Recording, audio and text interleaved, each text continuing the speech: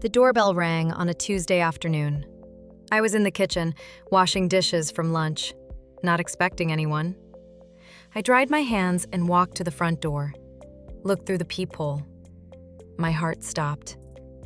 Sarah, my sister, standing on my porch. Hadn't seen her in 17 years. I opened the door slowly. She stood there, looking older, tired, lines around her eyes, but still beautiful. "Claire?" I didn't smile back. "Can I come in?" I stepped aside. She walked in, looked around. Nice furniture, clean, warm, photos on walls. "You've done well for yourself." I said nothing. She sat on the couch, uninvited. "So, what happened to that poor boy, Daniel?" Before I could answer, the front door opened. A man walked in. Tall, late 20s, sharp navy suit, confident. Sarah went pale. He walked to me, kissed my cheek. "Hey, Mom, traffic was insane." Stopped, saw Sarah, frowned. "Who's this?" Sarah stared, mouth open. I looked at her, then at him. "Daniel, this is Sarah, my sister." His face changed. Recognition, then cold. "The one who left." Not a question, statement. Sarah's hands shaking. That's when she knew. Sarah stood up slowly, unsteady on her feet. "Daniel? That's really you?" He didn't answer, looked at me. I nodded slightly. Permission to leave. "I'll be upstairs." He walked away. Didn't look at Sarah again. His footsteps disappeared up the stairs. A door closed. Silence. Sarah sat back down, slowly, like her legs couldn't hold her. "He's so tall, healthy, alive," I finished. She flinched. I sat across from her, not next to. The coffee table between us like a border. 17 years ago flashed in my mind. Sarah throwing a duffel bag in the car trunk. Marcus waiting in the driver's seat. Engine running. Exhaust visible in the cold November air. I stood on the porch, holding Daniel's hand. He was shaking. 10 years old. Bald from chemotherapy, wearing the dinosaur pajamas I'd bought him because all his clothes were too big now. "Sarah, you can't." She turned, smiled. Actually smiled. "He's your child now, Claire." I screamed. "Help! Please!" Neighbors stared from their yards. Nobody moved. Marcus honked the horn. Sarah got in the car, laughing. I heard her laughing. They drove away. Daniel looked up at me, eyes huge in his thin face. "Aunt Claire, where's Mommy going?" I had no answer. Sarah's voice pulled me back. "He looks good." "Yes." You raised him." "Yes." Long pause. She twisted her hands together. Did the treatment work?" "Obviously." Another pause. She looked at the photos on the wall. Daniel through the years, smiling, growing, living. "Claire, I know you're angry." "Angry? 17 years late for angry, Sarah." She leaned forward, hands clasped together like she was praying. How did you afford the treatment?" I looked at her. Really looked. Designer clothes, expensive purse on the floor beside her, diamond earrings catching the afternoon light. How do you think I afforded it? She didn't answer. Year 1. Daniel's first chemotherapy cycle. The bill came in a thick envelope, $8,000. My savings account had $12,000. I'd been saving for a house. After paying, $4,000 left. Rent due that month, $1,200. Groceries, $300. Daniel's medications not covered by the emergency Medicaid, $500. The math didn't work. I sold my car the next week, got $6,000 for it. Took the bus to work after that. 2 hours each way. Daniel asked why I looked so tired. I told him I was fine. Month 3, second cycle needed. Another $8,000. I had $2,000 left in the bank. I sold my mother's engagement ring. The only thing I had left of her. Got $3,000. Still short $3,000. Set up a GoFundMe page. Wrote Daniel's story. Strangers donated. People I'd never met. $4,000 raised in 2 weeks. I cried reading the messages. Praying for Daniel. Stay strong. Here to help. People who'd never met him cared more than his own mother. I came back to the present. Sarah was waiting for my answer. I sold everything. Car, jewelry, my mother's ring. Asked strangers on the internet for help.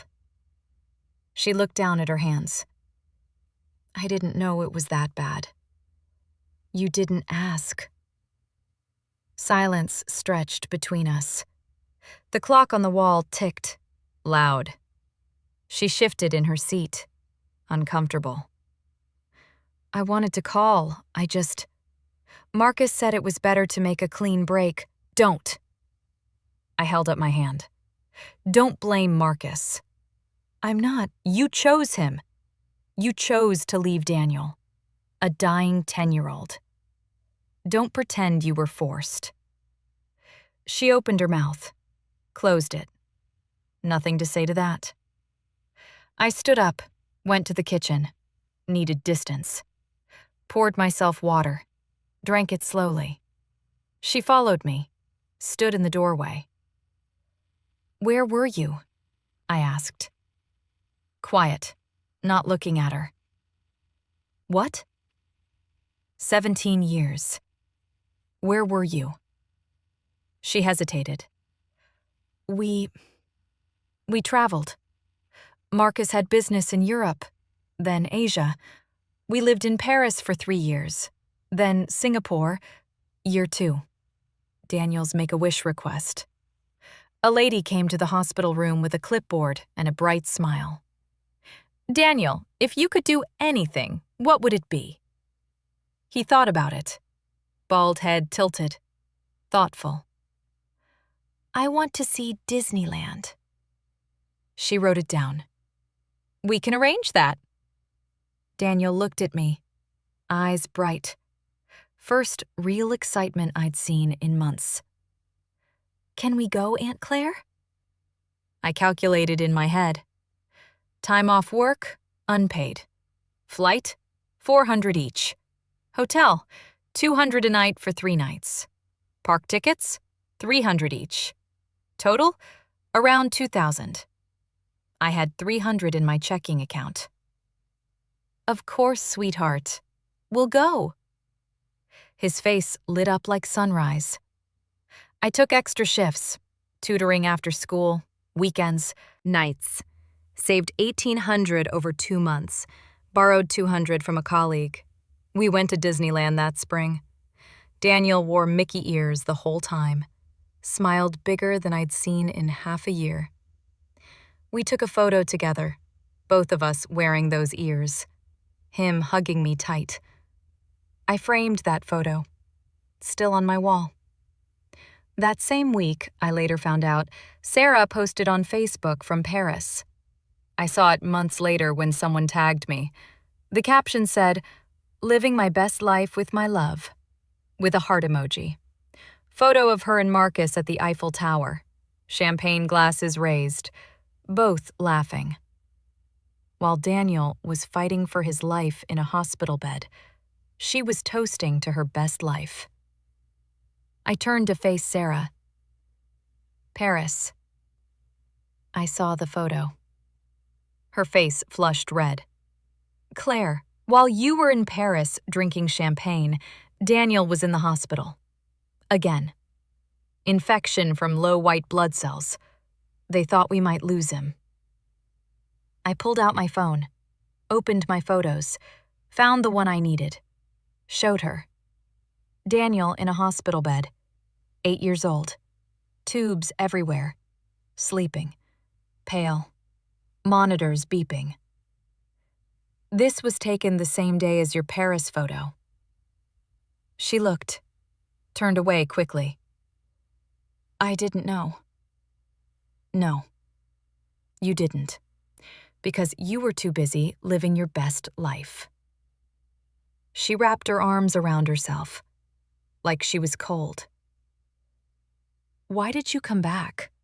I asked. What? Why now? After 17 years, why come back? She didn't answer right away.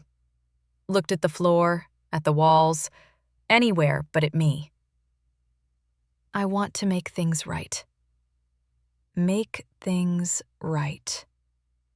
How? I want to see him, get to know him. He's my son. I set my water glass down, carefully, controlled. Your son. Yes. The one you called a burden. The one you laughed about. The one you left to die. I didn't think he'd die. He almost did.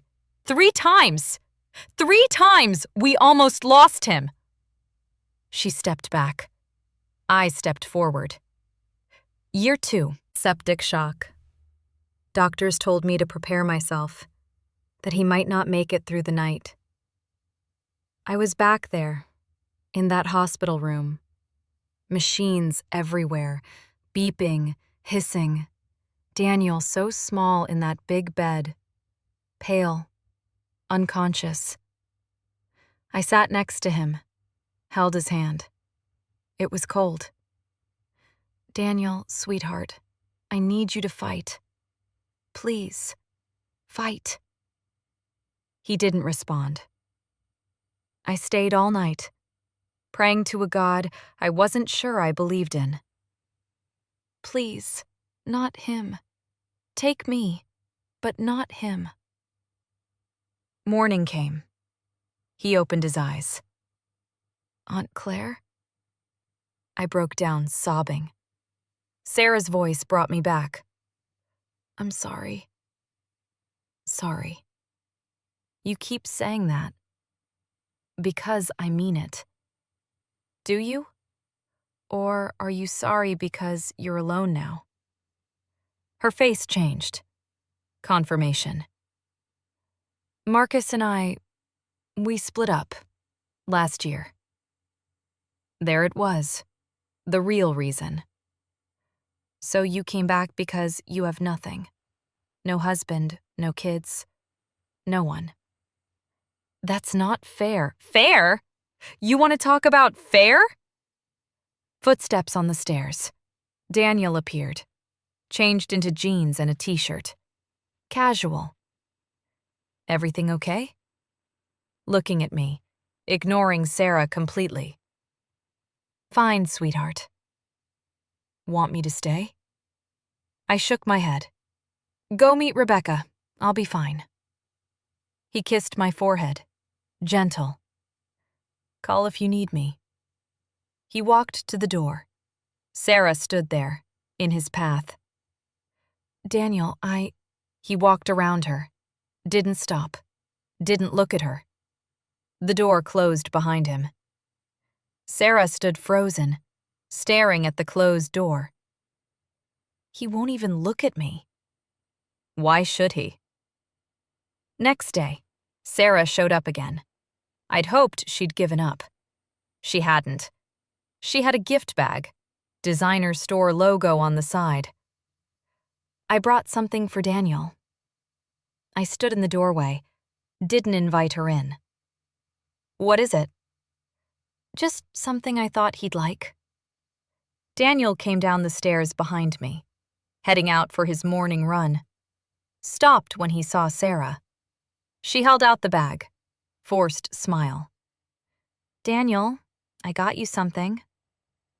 He looked at the bag, at her. Back at the bag, didn't take it. Why? Because I wanted to.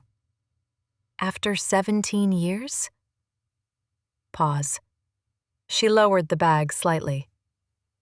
I know I've been absent. Absent? Interesting word choice. He looked at me. Mom, I'm going for a run. Back in an hour? Take your time, sweetheart. He kissed my cheek, stepped around Sarah, jogged down the street. Sarah stood there, bag in hands, shoulders slumped. He won't even accept a gift. Would you? I asked. From someone who abandoned you? Year 3, Daniel's 9th birthday. He asked me that morning while I was making breakfast. Will Mommy come for my birthday? I paused, spatula in hand, pancakes browning on the griddle.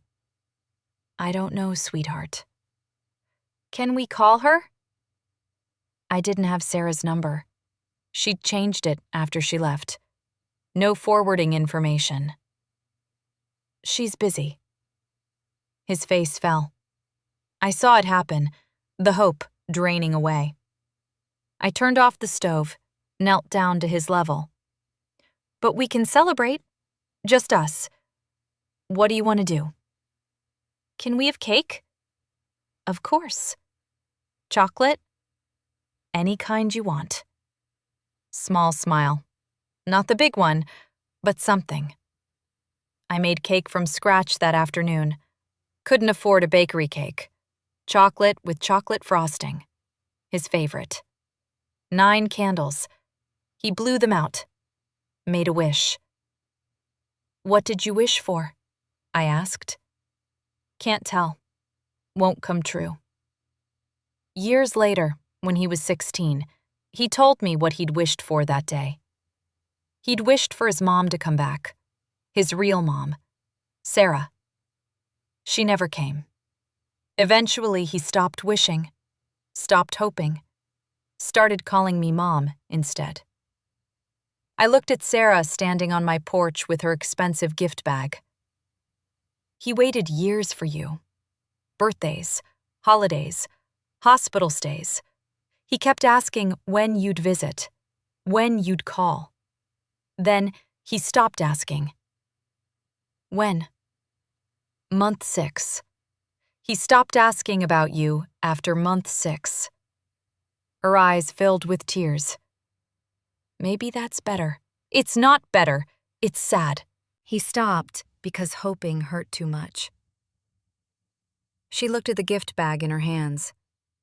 What do I do? You leave. That's what you're good at. I closed the door.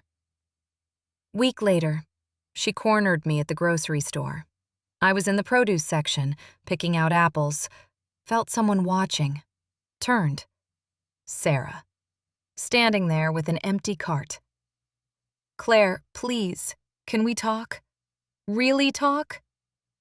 I have nothing to say to you. I need to explain why I left. I know why, Marcus. It's more complicated than that. I put an apple in my bag, moved to the oranges. Is it? She followed me.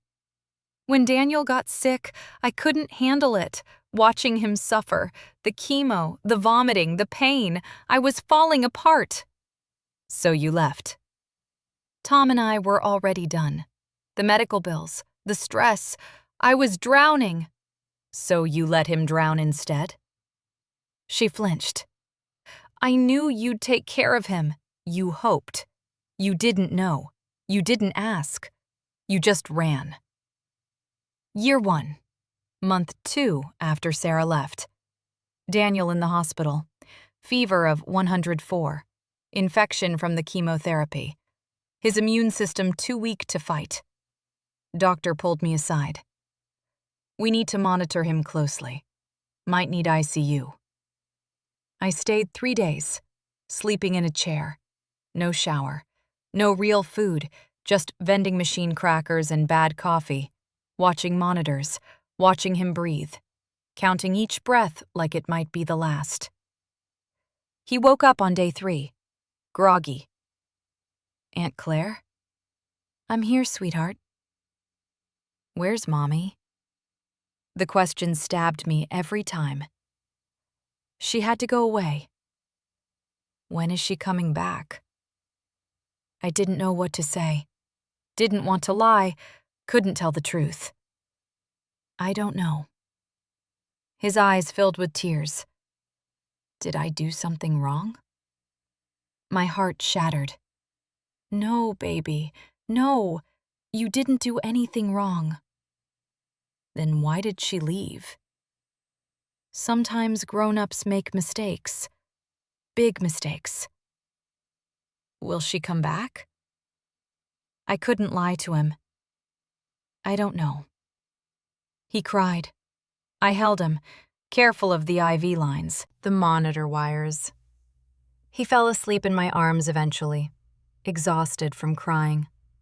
A nurse came in, saw us, me holding him, both of us crying. You're a good sister. I'm just doing what anyone would do. She shook her head. No, not anyone. Most people wouldn't. I looked at Sarah in the grocery store. Her designer purse, her perfect manicure, her life of travel and freedom. He stopped asking about you. Month 6. You said that already. Because it matters. He was 11 years old, dying, and he stopped asking about his mother. Do you understand what that means? She looked away. I was scared, so was I. Terrified, every single day. But I didn't run. You're stronger than me. No. I just loved him more. Silence. She had no answer to that. I pushed my cart past her. She grabbed my arm. I stopped. Claire, please. I'm trying. Try somewhere else. I pulled my arm free, walked away. She didn't follow. 2 weeks later, Daniel's girlfriend Rebecca came for dinner. I'd met her before. Sweet girl. Psychology major. Made Daniel smile in a way that warmed my heart. Doorbell rang during dinner prep. I answered. Sarah. I know you don't want to see me, but I need to talk to Daniel. Please. He's busy. Claire, I'm his mother. No, you're the woman who gave birth to him. I'm his mother. Her face crumpled, but before she could respond, Daniel came to the door. Who is it? Saw Sarah. His expression went flat. What do you want? Daniel, Can we talk? Privately? No. Please, I came all this way. You chose to come. I didn't ask you to. Rebecca appeared behind him, protective, slipped her hand into his. Everything okay, babe? Fine. He smiled at her, soft. This is Sarah, my biological mother. Rebecca looked at Sarah, then at me, then back at Sarah. Her expression changed. Cold. Oh, the one who left. Yes. Rebecca's grip on Daniel's hand tightened. Daniel's told me about you. Has he? Yes. How you abandoned him when he was 10. How Claire saved his life. How you never called, never visited, never cared. Sarah's face went white. That's not entirely fair. Isn't it? Rebecca stepped forward, small but fierce. Which part isn't fair? The abandoning part? The never visiting part? Or the showing up 17 years later expecting forgiveness part? Rebecca.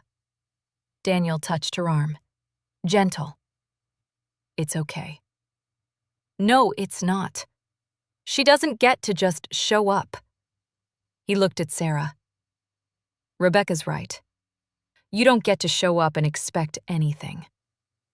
I don't expect anything. Then why are you here? Pause. Sarah looked at the ground. Because I'm alone. And I thought maybe we could start over. Start over? You never started. You gave birth and left. There's nothing to start over from. Daniel, please. Mom, is dinner ready? Looking at me, deliberate. Almost, sweetheart. Good. I'm starving. To Rebecca. Come on, babe.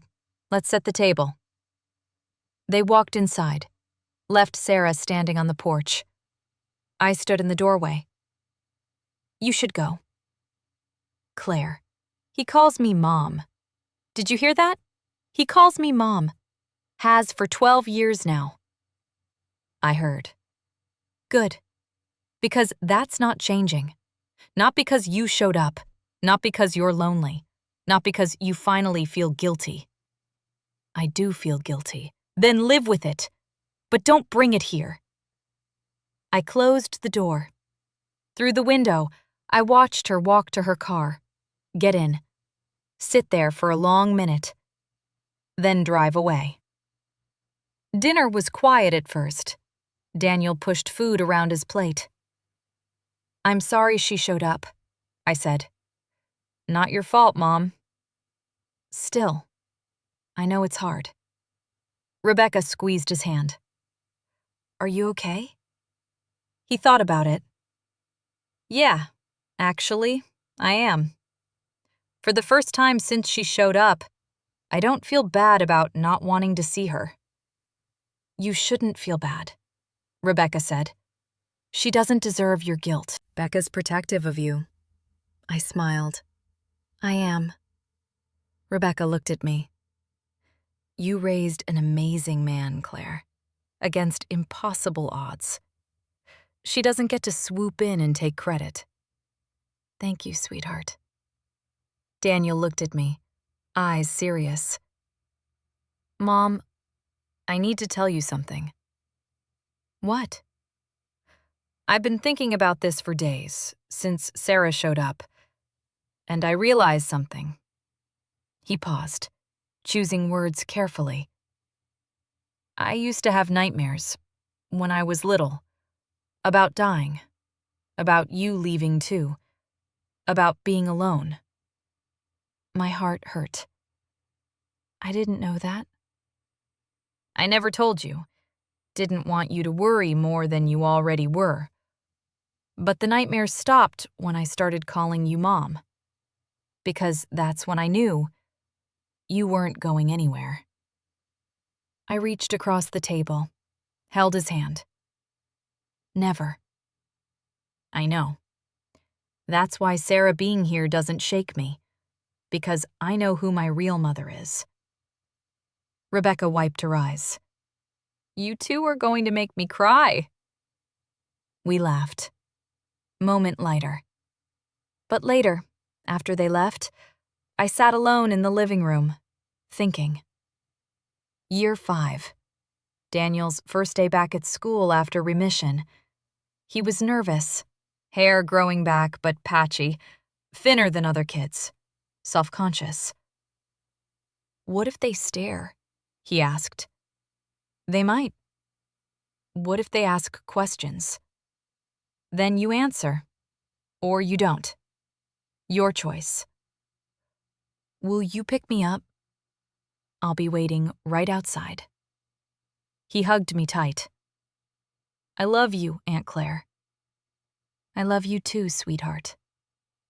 He pulled back, looked up at me. Can I call you Mom? At school? My breath caught. You want to? The other kids have moms who pick them up. I want to say my mom picks me up too. Tears ran down my face. Yes, you can call me Mom. Anywhere, anytime. He smiled.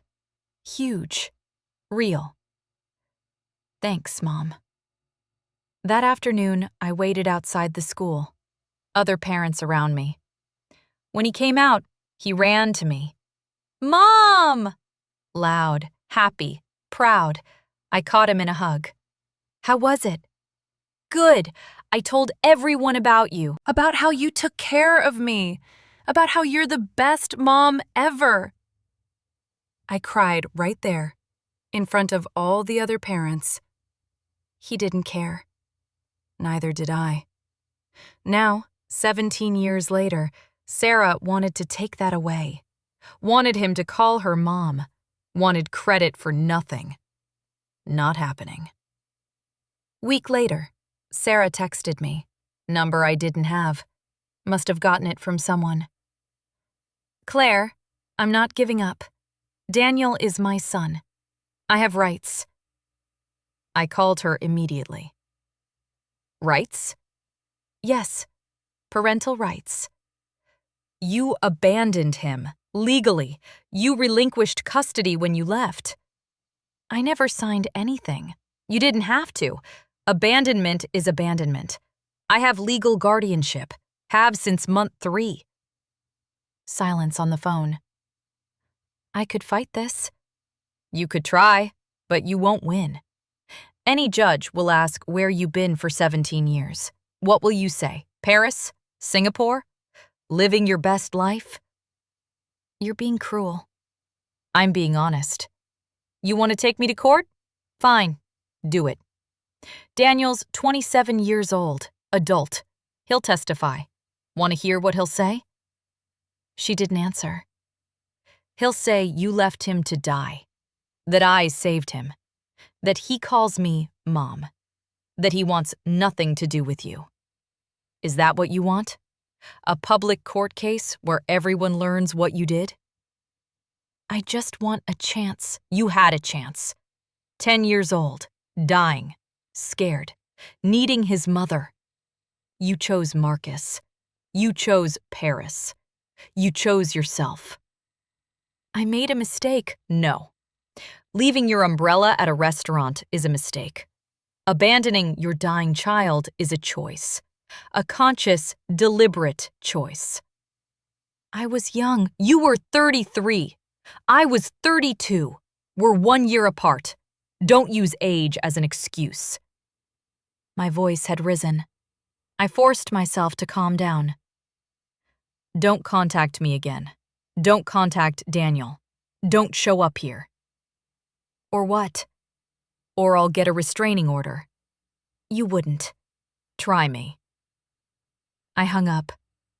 My hands were shaking. From anger. From old pain. From protective fury. Daniel came downstairs, concerned. I heard yelling. You okay? Sarah called. His jaw tightened. What did she want? To threaten legal action. Custody, parental rights. I'm 27. I told her that. And? She won't call again. He studied my face. You're shaking.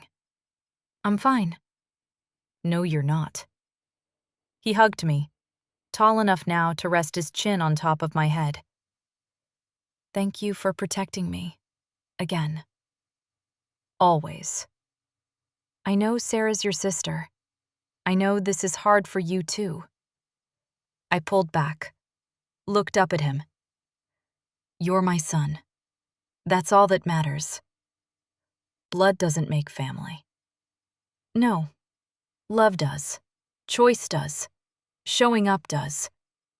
He smiled, sad but real. She really threatened you? Yes. What are you going to do? Hope she's smart enough to stop. And if she's not? Then we'll handle it. Together. He nodded. Together. But Sarah didn't stop. 3 days later, she showed up at Daniel's office. He texted me immediately. Sarah's here, at work. Security won't remove her because she's family. Can you come? I drove downtown. 20 minutes. Parked illegally. Didn't care. Found her in the lobby. Sitting. Waiting. You need to leave. She stood up. I just want 10 minutes with him. No. Claire, please. I'm begging you. Beg all you want. Answer's still no. Why are you being so cruel? Me? Cruel. Huh. You want to see cruel? Look in a mirror. Security guard approached. Young guy. Uncomfortable. Ma'am, I'm going to have to ask you to leave. Sarah looked at him, then at me. This isn't over. Yes, it is. She left, finally. Daniel came down from his floor, found me in the lobby. Thanks for coming. Always. Did she approach you? Tried. I ducked into a conference room, waited for security. I'm sorry, sweetheart. Not your fault. She's desperate. Desperate people do stupid things. Should we get a restraining order? I thought about it. Not yet, but if she shows up again, yes. He hugged me. I have a meeting. You okay getting home? I'm fine. Go. He left. I stood there for a moment, exhausted. Year 7. Daniel's high school graduation. He'd made it. Against all odds. Healthy, happy, thriving. Principal called his name. Daniel Thomas Reynolds. He walked across the stage. Cap and gown, diploma in hand. Huge smile. I stood up, cheered, loud, embarrassing. He laughed, waved at me. After the ceremony, he found me in the crowd. Mom! Hugged me, lifted me off my feet. I did it! You did it! I'm so proud of you! Couldn't have done it without you. You did all the hard work. No, you did. Working 3 jobs so I could focus on school, helping with homework, pushing me, believing in me. I cried. Happy tears. What's next? MIT. I got in. My heart stopped. You got in? When did you find out? Last week. Wanted to wait to tell you until today. MIT. That's incredible. Full ride scholarship, almost. We still need about $20,000 a year. The joy dimmed slightly. 20,000. 4 years. 80,000 total. I had maybe 30,000 saved. We'll figure it out, I said. Mom, we will. You earned this. We're not letting money stop you. He hugged me again, tighter. Thank you. I took a 4th job. Weekends at a coffee shop. Nights doing online tutoring. Early mornings doing medical billing. Teaching during the day. Slept 4 hours a night. Sometimes less. Daniel noticed. Of course he did. Mom, you look exhausted. I'm fine. You're working too much. It's temporary. Let me take a gap year. Save up money. No. You're going to MIT on time, but no buts. This is your dream. We're making it happen. He graduated MIT 4 years later. Top of his class. Software engineering degree. Got a job offer immediately. 6 figures. More money than I'd ever made. His first paycheck, he tried to give me half. For everything you did. I refused. Keep it. Save it. Live your life. Mom, that's what mothers do. We sacrifice so our children can soar. Now Sarah wanted credit for that, for his success, for his degree, for his life. She'd contributed nothing, less than nothing. She'd made it harder by leaving. Not happening. 1 month later, Daniel's birthday, 28. We always celebrated together. Tradition. I made dinner. His favorite. Lasagna, garlic bread, salad. Rebecca came. We sang happy birthday. Cake and candles. He made a wish, blew them out. What did you wish for? Rebecca asked. Can't tell. Won't come true. You always say that, I teased. Because it's true. Doorbell rang. We all looked at each other, not expecting anyone. Daniel got up, opened the door. Sarah stood there, holding a wrapped present, forced smile. Happy birthday, Daniel. His face went cold. How did you know it was my birthday? I've always remembered. Have you? Did you remember last year? Or the year before? Or any of the 27 years before this one? Daniel, answer the question. She looked down. I thought about you, but you didn't call, didn't send a card, didn't do anything. I know. So why now? Because I'm trying. Trying. For 1 month. Versus Mom, who tried for 17 years. He took the present from her hands, didn't open it, set it on the porch beside the door. Thank you. You can go now. Daniel, please, let me explain. Explain what? Why you forgot my birthday for 17 years? Why you showed up now? We both know why. You're alone. Marcus left you. You have no one. So you came here hoping I'd fill that void. That's not true, isn't it? Rebecca appeared beside him, protective. Daniel, you don't have to do this now. Yes, I do. Still looking at Sarah. I've been avoiding this conversation, but it needs to happen. He stepped onto the porch, closed the door behind him. I watched through the window. Couldn't hear the words, but I saw his face, saw hers. He was talking, gesturing, firm but not cruel. She was crying, nodding, trying to speak. He shook his head, held up his hand, stopping her, said something final, definitive, turned, came back inside. She stood there, sobbing, then got in her car, drove away. Daniel came back to the dining room, sat down. What happened? I asked gently. I told her the truth. Which is? That I don't hate her, but I don't love her either. She's a stranger who happens to share DNA. That's all. Rebecca squeezed his hand. How do you feel? Relieved. He looked at me. For the first time since she showed up, I feel free. Free? Yeah, free from guilt, free from obligation, free from wondering if I should give her a chance. I gave her an answer, clear, final. Now I can move on. What did she say?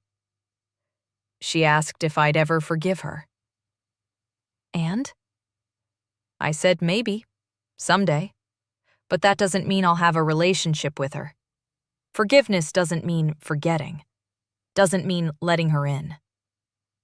I nodded, proud. That's very mature. I learned from the best. He smiled at me. You taught me that boundaries are healthy, that you can be kind without being a doormat. Rebecca smiled. Your mom's amazing. She really is. He raised his glass. To Mom, who actually showed up for 17 years, for every birthday, Every hospital stay, every triumph, every failure. We clinked glasses. To Mom, Rebecca echoed. I wiped tears. Stop making me cry on your birthday. Never. We finished dinner. Cake. Laughter. Later, after Rebecca left, Daniel helped me clean up. Mom? Yeah, sweetheart? Do you think Sarah will stop now? I hope so. What if she doesn't? Then we do what we've always done. Handle it together. He dried a plate, thoughtful. Does it hurt? Having her back? Seeing her? I paused. Honest answer required. Yes. Because you miss your sister? I miss who she used to be. Before Marcus, before she left. But that person's gone. Has been for 17 years. Do you think she can change? I don't know. Maybe. But change takes time and action, not just words. Would you forgive her if she changed? I thought about it. Part of me wants to. She's my sister, my only family besides you. But the other part remembers watching you almost die, remembers being alone, remembers her laughing as she drove away. It's okay to not forgive her. I know, but it's hard. Why? Because I'm not sure if my anger is protecting me or poisoning me. He put down the towel, hugged me. You're the kindest, strongest person I know. Whatever you decide, it'll be the right choice. Thank you, sweetheart. I love you, Mom. I love you too. 2 weeks later, Sarah sent a letter, physical mail, handwritten. Daniel brought it to me. Should I read it? Up to you. He opened it, read silently, face unreadable, handed it to me. I read. Daniel, I know I don't deserve forgiveness. I know I can't undo the past, but I need you to know something. Leaving you was the worst mistake of my life. Not a day went by that I didn't think of you. I told myself you were better off without me, that Claire could give you what I couldn't. I was right. She did. But I was also a coward. I should have stayed, fought through my fear, been there. Instead, I ran. I don't expect you to call me Mom. I don't expect relationship. I just want you to know I'm proud of you. And I'm sorry. Sarah. I folded the letter, handed it back. What do you think? He stared at it. I think she means it. Do you want to respond? No, not yet. Maybe never. That's okay. Is it? Yes. You don't owe her anything. He nodded, put the letter in his pocket. Didn't mention it again for weeks. 6 months passed. Sarah stopped showing up. Stopped calling. Stopped texting. I thought maybe she'd finally given up. Then Daniel called me. Urgent. Mom, Sarah's in the hospital. My stomach dropped. What happened? Heart attack. Mild one. She's stable, but the hospital called me, listed as emergency contact. How? I don't know. Maybe from when I was a kid. Still in the system. Do you want to visit her? Long pause. I don't know. Should I? That's your decision. What would you do? I honestly don't know, sweetheart. Another pause. Will you come with me? Of course. We went that afternoon. Hospital 3 towns over. Found her room. She was awake, pale, monitors beeping. Saw us walk in. Eyes widened. Daniel, Claire, you came. Hospital called. Daniel's voice flat. Thank you for coming. How are you feeling? I asked. Polite, distant. Better. Doctors say I'll be fine. Silence. Awkward. Heavy. I need to tell you something, Sarah said, weak but determined. What? Daniel stood at the foot of the bed, didn't come closer. I'm sick. Beyond the heart attack. They found cancer. Lung cancer. Stage 3. My breath caught. How long? 6 months.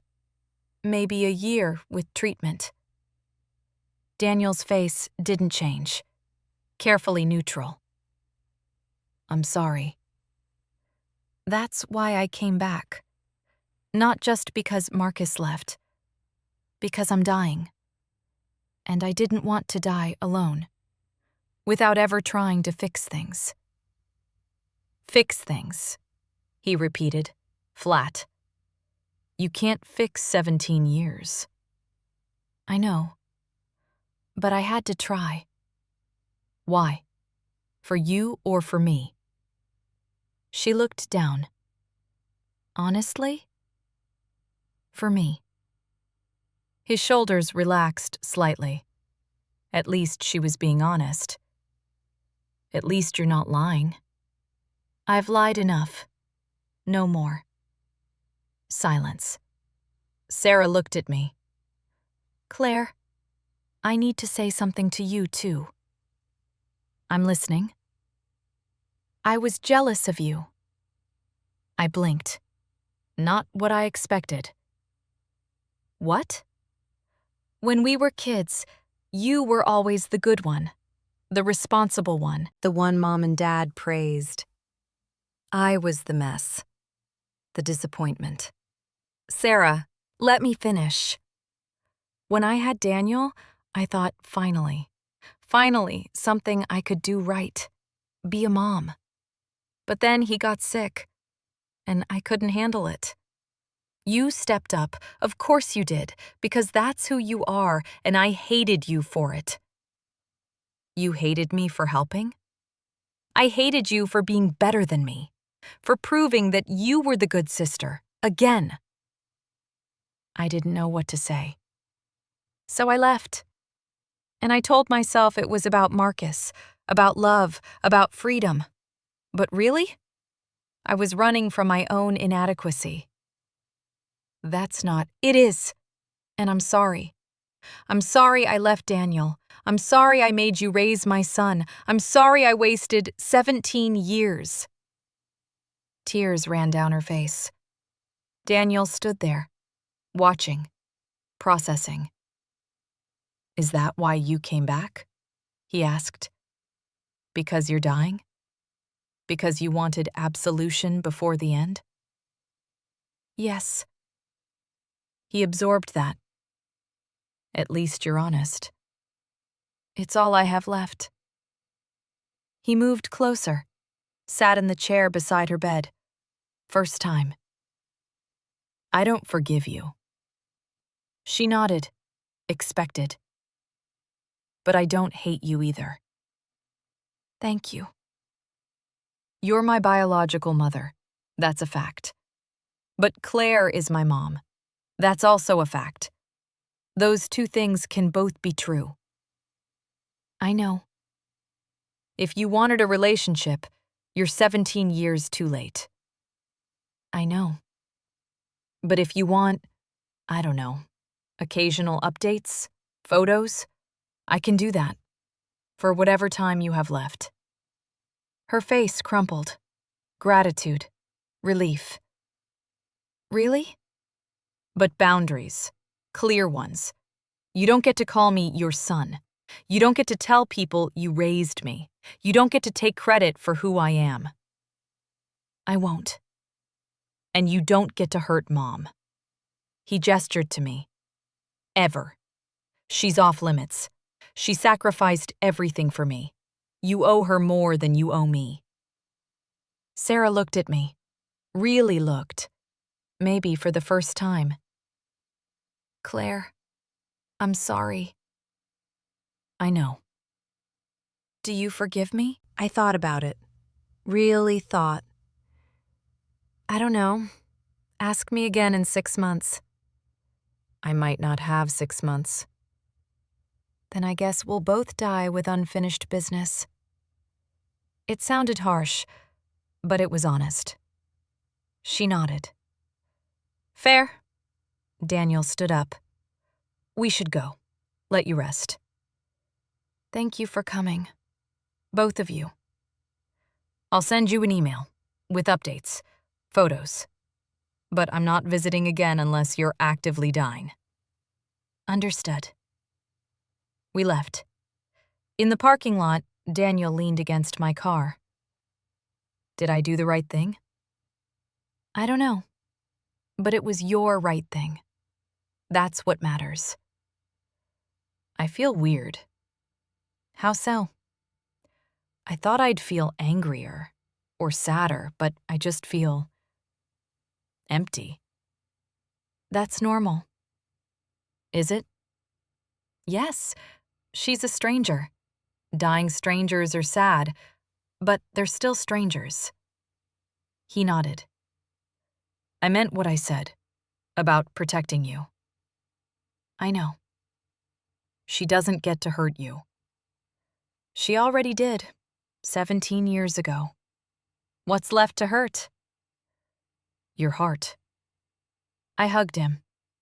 My heart's fine, protected by the best son in the world. He hugged back, tight. I love you, Mom. I love you too, sweetheart. Daniel kept his promise, sent Sarah emails, once a month, updates, photos, brief. She responded. Short messages. Thank you. You look happy. Congratulations. Never asked for more. Kept boundaries. 3 months later, Daniel proposed to Rebecca. Beautiful ring, romantic dinner. She said yes. He sent Sarah a photo. I'm engaged. She responded, she's beautiful. You deserve happiness. That was it. Simple. Appropriate. 4 months later, wedding planning. Rebecca's mother helping. I helped too. Venue, flowers, cake. One evening, Daniel asked, should I invite Sarah to the wedding? I paused, folding napkins. Do you want to? I don't know. Part of me thinks she should see what she missed, what I became. To hurt her? Maybe. Is that bad? It's human. Will you be okay if she's there? I thought about it. It's your wedding, not mine. If you want her there, invite her. He was quiet for a while. No, I don't want her there. Not because I hate her, but because that day is about me and Rebecca. About our future, not about my past. Then don't invite her. What if she finds out and shows up anyway? Then Rebecca's brothers will politely escort her out. He laughed. They would, wouldn't they? Absolutely. 5 months later. Sarah's health declined. Hospital again. Daniel visited this time, without me. Said he needed to do it alone. Came home quiet. How is she? Weak, skinny, barely recognizable. How do you feel? Sad, but not in the way I expected. What do you mean? I'm sad that she wasted her life, made bad choices, hurt people, ended up alone. But I'm not sad for me. I'm sad for her. That's compassionate. She asked if I was happy. What did you say? Yes, very happy. Thanks to Mom. What did she say? She smiled, said that's all she wanted, for me to be happy. Do you believe her? I don't know. Maybe. Does it matter? No, I suppose it doesn't.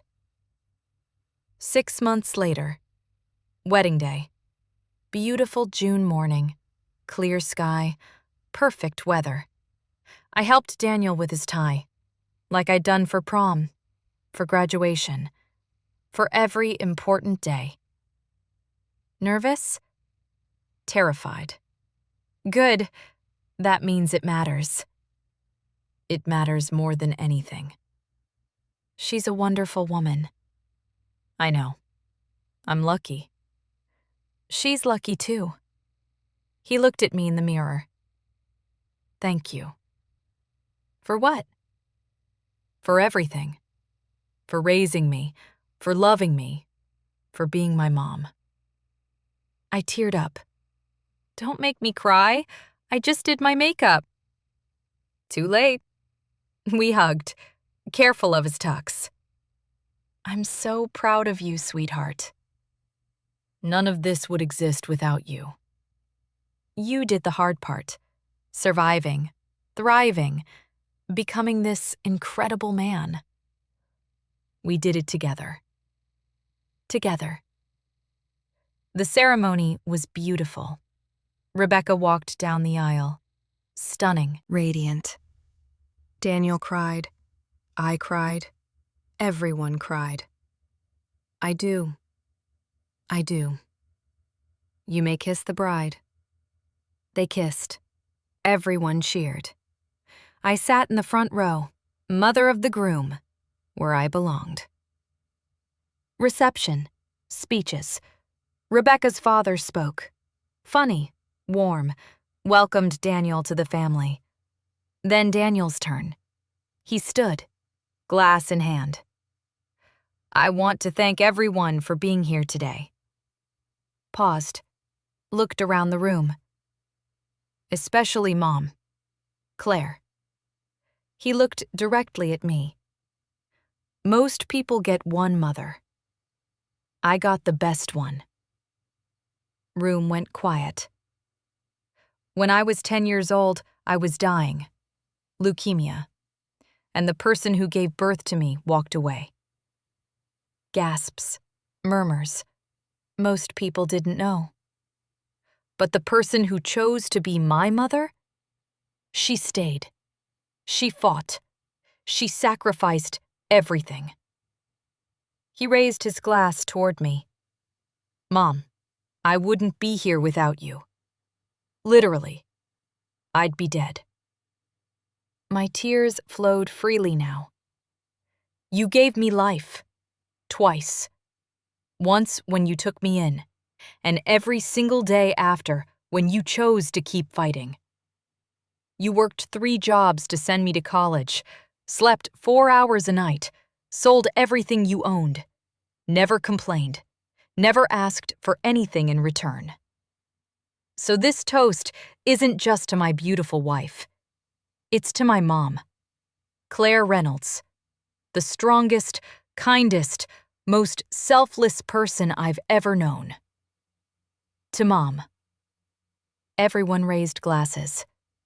To Claire! I couldn't stop crying. Happy tears, proud tears, overwhelming love. Later, mother-son dance. Song, You Are the Sunshine of My Life. His choice. We danced. He towered over me now. When had he gotten so tall? I love you, Mom. I love you too, sweetheart. Do you think Sarah heard about the wedding? Probably. Do you think she's sad? I don't know. Maybe. Do you feel bad? No. Do you? He thought. A little. But mostly I feel free. Free? Free from waiting for her, free from needing her approval, free to just be happy. I held him tighter. Then that's all that matters. Song ended. He kissed my forehead. Thank you for everything. You don't have to thank me. Yes, I do. Every day. He went back to Rebecca. They danced, laughed, kissed. My phone buzzed. Unknown number. Text. I saw the photos. He's beautiful. She's beautiful. You did an amazing job. I'm sorry. Sarah. I stared at it. Long moment. Didn't respond. Deleted it. Put my phone away. Went back to watching Daniel, my son, dancing with his wife. Starting his life. Happy, healthy, whole. This was enough. More than enough. This was everything. 5 years later, Daniel and Rebecca have 2 children now. Emma, 3 years old, Jack, 18 months. I'm Grandma. Emma calls me Gigi. Jack just learned to say Gamma. Sunday dinners, tradition. My apartment, bigger now. Daniel insisted on helping me buy it. Mom, you bought me life. I can buy you an apartment. I tried to refuse. He wouldn't let me. Today, usual chaos. Emma on my lap, reading a book about animals. Gigi, what's this one? That's a giraffe. Rafa! Close enough, sweetheart. Jack crawling around, pulling himself up on furniture, Rebecca chasing him. Jack, no, that's not food. Daniel cooking. Pasta. Learned from me. Mom, want to set the table? Of course. I lifted Emma, set her down. Started pulling out plates. Doorbell rang. I'll get it. Daniel wiped his hands, walked to the door, opened it, went very still. I looked over, couldn't see who it was. Who is it? It's Tom. Daniel's voice. Strange. Tom, Sarah's ex-husband, Daniel's biological father. I hadn't seen him in 20 years? More? Tom stepped in, older, gray hair, tired eyes. Hello, Claire. Tom? Awkward silence. I'm sorry to intrude. I tried calling. You changed your number. What do you want? Daniel. Not rude, but cautious. I wanted to tell you in person. Sarah passed away 2 days ago. The room went quiet. Daniel's face, unreadable. How? Cancer. Peacefully. In hospice. Was she alone? No, I was there. Daniel blinked, surprised. You were there? Yes, we reconnected. Last year, after Marcus left. She reached out. We talked, just friends, but I couldn't let her die alone. That's good of you. She talked about you. A lot. At the end. What did she say? Tom pulled an envelope from his jacket. She wrote you a letter, asked me to deliver it. Daniel took it, didn't open it. Thank you. There's a funeral, day after tomorrow. You're welcome to come, no pressure. I'll think about it. Tom nodded, looked at me. Claire, she wanted me to tell you something too. What? She said thank you, for saving him, for being the mother she couldn't be. I nodded, didn't trust my voice. Tom looked at Emma and Jack. Beautiful grandchildren. Thank you. You did well, both of you. He left. Daniel stood there, holding the envelope. Rebecca came over, took Jack from her arms. You okay? I don't know. Do you want to read it? Not right now. Maybe later. He put it on the counter, went back to cooking. Dinner was quieter than usual, thoughtful. After they left, Daniel stayed behind, helped clean up. Mom? Yeah? Are you going to the funeral? I don't know. Are you? I think so. For closure. Not for her. For me. Then I'll go with you. You don't have to. I know, but I will. He nodded. Thank you. Funeral was small, maybe 20 people. Tom, some distant relatives, a few friends from her past. Daniel and I sat in the back. He didn't cry. Neither did I. Just present. Witnesses. The service was short, generic. The priest didn't really know her. After, at the cemetery, Daniel stood by her grave. I stood back, gave him space. He stood there a long time, not speaking, just being. Finally, he turned, walked back to me. Ready? Yeah. In the car, he was quiet. You okay? Yeah, I said goodbye. Good. Mom? Yeah, sweetheart? Do you think I did the right thing? Forgiving her a little bit? At the end? There's no right or wrong. Just what feels right to you. It felt incomplete. The forgiveness. That's okay. Forgiveness doesn't have to be complete.